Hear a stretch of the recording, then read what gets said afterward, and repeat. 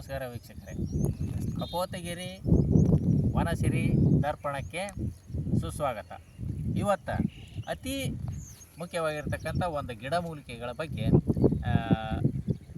ಪರಿಚಯ ಮಾಡ್ಕೊಳ್ಳೋಣ. ಎಲ್ಲರೂ ಬನ್ನಿ. ಅದು ಯಾವುದಪ್ಪ? ಅದು ಯಾವುದು ರೋಗ? 16ರಿಂದ 35 ವರ್ಷ ವಯಸ್ಸಿನವರಿಗೆ ಕಾಡ್ತಿರ್ತಕ್ಕಂಥ ಸ್ವಪ್ನಕಲನ ಮತ್ತು ಮೂತ್ರದಲ್ಲಿ ಧಾತು ಹೋಗೋದು. ಇದರ ಬಗ್ಗೆ ಕೂಲಂಕುಷವಾಗಿ ಚರ್ಚೆ ಮಾಡಲಿಕ್ಕೆ ನಮ್ಮೊಂದಿಗೆ ಇದ್ದಾರೆ ವೆಂಕಟೇಶ್ ಭರಮಪ್ಪ ತಳವಾರ್. ಈ ವೈದ್ಯರು ಸುಸ್ವಾಗತ ನಮ್ಮ ಚಾನಲ್ಗೆ. ಈಗ ನೀವು ಎಷ್ಟು ವರ್ಷದಿಂದ ಈ ಮಾಡ್ತಾ ಇದ್ದೀರಿ? ನಾವು ವಂಶ ಪಾರಂಪರಿಕ ವೈದ್ಯರಾಗಿದ್ದು, ನಾನು ಸ್ವಂತ ವೈದ್ಯಕೀಯ ಮಾಡಲಿಕ್ಕೆ ಶುರು ಮಾಡಿ ಸುಮಾರು 40 ವರ್ಷ ಆಯಿತು.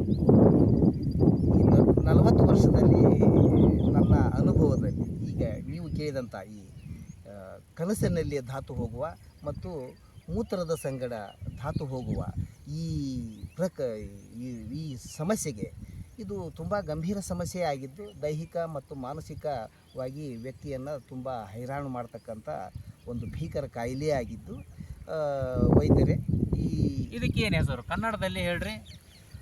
ಈ ಮೂಲಿಕೆ ಇದು ಕನ್ನಡದಲ್ಲಿ ನೆಲ ಅವರೆ ಅಥವಾ ನೆಲತಂಗಡಿ ಎಂದು ಇದರ ಸಸ್ಯಶಾಸ್ತ್ರೀಯ ಹೆಸರು. ಈ ವೈಜ್ಞಾನಿಕ ಸಸ್ಯಶಾಸ್ತ್ರೀಯ ಹೆಸರು ಏನಂತಾರಲ್ಲ, ಇದಕ್ಕೆ ಕ್ಯಾಸಿಯಾ ಇಟಾಲಿಕಾ ಅಥವಾ ಸೆನ್ನಾ ಇಟಾಲಿಕಾ ಎಂದು.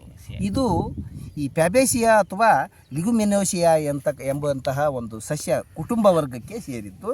ಇದು ಇದರ ಕಾಯಿಗಳು ಈ ಥರ ಮತ್ತು ಹೂವು ಈ ಥರ, ಇದರ ಎಲೆಗಳು ಈ ಥರ ಇರುತ್ತವೆ.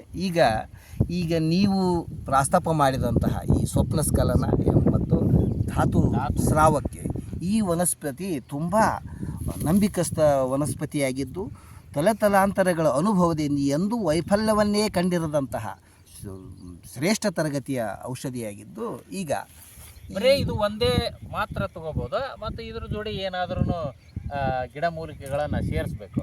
ಇಲ್ಲ. ಈಗ ಈ ಧಾತು ನೀರಿನಂತಾಗುವ ಮತ್ತು ಕನಸಿನಲ್ಲಿ ಹೋಗುವ ಮತ್ತು ಮೂತ್ರದಲ್ಲಿ ಹೋಗುವ ಸಮಸ್ಯೆಗಳಿಗೆ ಪ್ರಮುಖವಾಗಿ ಮಲಬದ್ಧತೆ ಮತ್ತು ಅಜೀರ್ಣ, ಅಗ್ನಿಮಾಂದ್ಯ ಮತ್ತು ಶರೀರದ ತಾಪಮಾನ ಏರುವ ಅಂದರೆ ಪಿತ್ತದೋಷ ಎಂದು ಕರೆಯುವ ಮತ್ತು ವಾತದೋಷ ಎಂದು ಕರೆಯುವ ಈ ಮಲಬದ್ಧತೆಯಿಂದ ಬರುವ ವಾತದೋಷ, ಈ ಪಿತ್ತದೋಷದಿಂದ ಬರ್ತಕ್ಕಂಥ ಉಷ್ಣತೆ ಮತ್ತು ಕಫದೋಷದಿಂದ ಬರ್ತಕ್ಕಂತಹ ಈ ಎಲ್ಲ ಸಮಸ್ಯೆಗಳಿಗೆ ಭಿನ್ನ ಭಿನ್ನ ಪ್ರಕೃತಿ. ಈಗ ಒಂದೇ ಸಮ ಪ್ರಕೃತಿ ಇರೋಲ್ಲ. ವಾತ ಪ್ರಕೃತಿಯರು ಇರ್ತಾರೆ, ಪಿತ್ತ ಪ್ರಕೃತಿಯರು ಇರ್ತಾರೆ, ಕಫ ಪ್ರಕೃತಿಯರು ಇರ್ತಾರೆ. ಎಲ್ಲರಿಗೂ ಸಮಸ್ಯೆ ಮಾತ್ರ ಇರ್ತೈತಿ.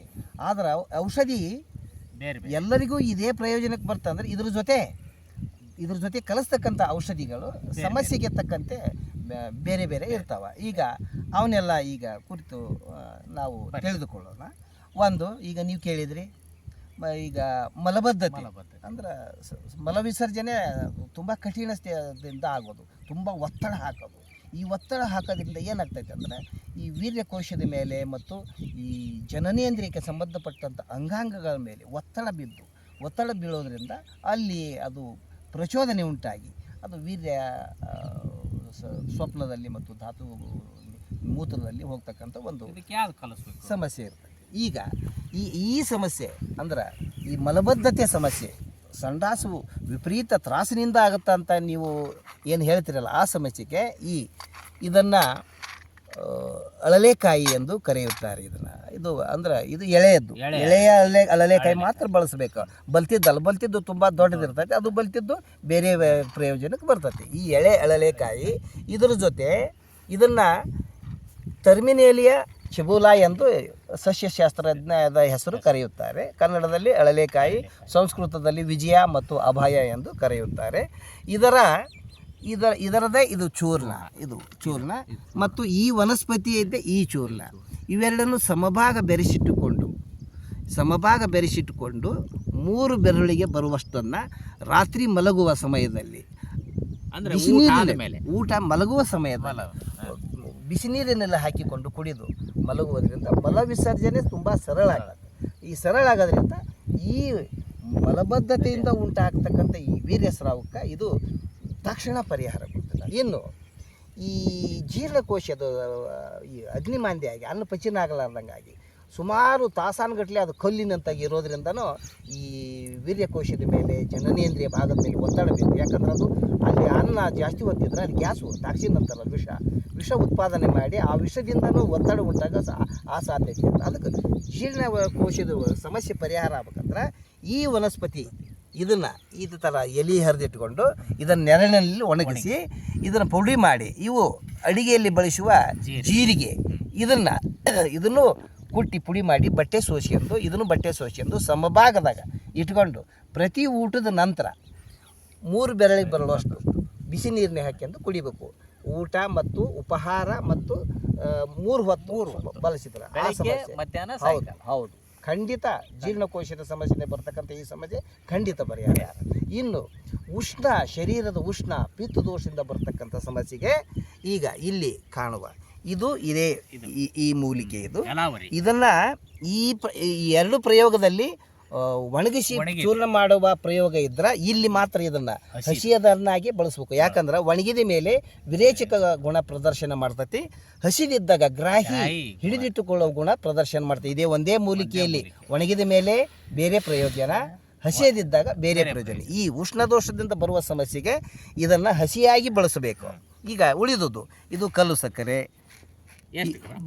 ಈಗ ಇದು ಜಾಜಿಕಾಯಿ, ಇದು ಏಲಕ್ಕಿ, ಇದು ಗೋಕ್ಷರ ಅಥವಾ ನೆಗಿಲು ಮುಳ್ಳು, ಇವು ಧನಿಯಾ ಅಥವಾ ಕೊತ್ತಂಬರಿ ಬೀಜ. ಈಗ ಇದಕ್ಕೆ ಬೇಕಾಗುವ ವಸ್ತುಗಳು ಏನಂದ್ರೆ ಸುಮಾರು 100 ಗ್ರಾಮ್ ಆಕಳ ತುಪ್ಪ, 100 ಗ್ರಾಮು ಆಕಳ ತುಪ್ಪ ಇದನ್ನು ಒಂದು ಡಬ್ರಿ ಪಾತ್ರೆ ಒಳಗೆ ಹಾಕಿ ಒಲಿ ಮ್ಯಾಗಿಟ್ಟು ಆ ತುಪ್ಪ ಕಾಯ್ದ ಮೇಲೆ ಅದರಲ್ಲಿ 50 ಗ್ರಾಮ್ ಕಲ್ಲು ಸಕ್ಕರೆ, 50 ಗ್ರಾಮ್ ಕಲ್ಲು ಸಕ್ಕರೆ, ಈ ಜಾಜಿಕಾಯಿ ಪುಡಿ 10 ಗ್ರಾಮು, ಏಲಕ್ಕಿ ಬೀಜಗಳ ಪುಡಿ, ಏಲಕ್ಕಿ ಸಿಪ್ಪಿ ತೆಗೆದು ಬೀಜಗಳ ಪುಡಿ 10 ಗ್ರಾಮು, ಈ ನೆಗಲಿ ಮುಳ್ಳಿನ ಪುಡಿ 10 ಗ್ರಾಮು, ಈ ಧನಿಯಾದ ಚೂರ್ಣ 30 ಗ್ರಾಮ್ ಇವಿಷ್ಟು ಹಾಕಿ ಒಂದು ಚಮಚೆಯಿಂದ ತಿರುವಿ ಅದೆಲ್ಲ ಸರಿಯಾಗಿ ಕಲಿತ ಮೇಲೆ ಕೊನೆಯದಾಗಿ ಈ ಎಲೆಗಳನ್ನು ಅದಕ್ಕೆ ಹಾಕಿ ತಿರುಗಬೇಕು. ಚೆನ್ನಾಗಿ ಕಟ್ ಮಾಡಬೇಕು, ಹಾಗೆ ಕಟ್ ಮಾಡಿದ್ದು ನಡಿತೈತಿ, ಆದ್ರೆ ತುಂಬ ಸಣ್ಣದು ಮಾಡಬಾರ್ದು. ಒಂದು ಎಲೆಯಲ್ಲಿ 2 ಭಾಗ ಆದ್ರೆ ಸಾಕು. ಈ ಥರ ಮಾಡಿ ಅದಕ್ಕೆ ಹಾಕಿ ಅದನ್ನು ಕಲಿಸಿಟ್ಟುಕೊಂಡು ಇಳಿಸಿ ಅದು ಲೇಹ್ಯದಂತ ಆಕತಿ. ಅದನ್ನು ಕಾಲು ಚಮಚೆನ ಇದನ್ನು ಖಾಲಿ ಹೊಟ್ಟಿಗೆ ಮುಂಜಾನೆ ಮತ್ತು ಸಾಯಂಕಾಲ ಖಾಲಿ ಹೊಟ್ಟಿಗೆ ತಿಂದು ಮೇಲೆ ಹಾಲು ಸಕ್ಕರೆ ಕುಡಿಬೇಕು. ಈ ಉಷ್ಣತೆಯಿಂದ ಬರ್ತಕ್ಕಂಥ ಈ ಧಾತು ದೋಷ, ಸ್ವಪ್ನಸ್ಖಲನ, ಮೂತ್ರದಲ್ಲಿ ಧಾತು ಸಂಪೂರ್ಣ ಇದು ಏನು ದೋಷ ಐತಲ್ಲ ಸಂಪೂರ್ಣ ಇದು ನಿಂತು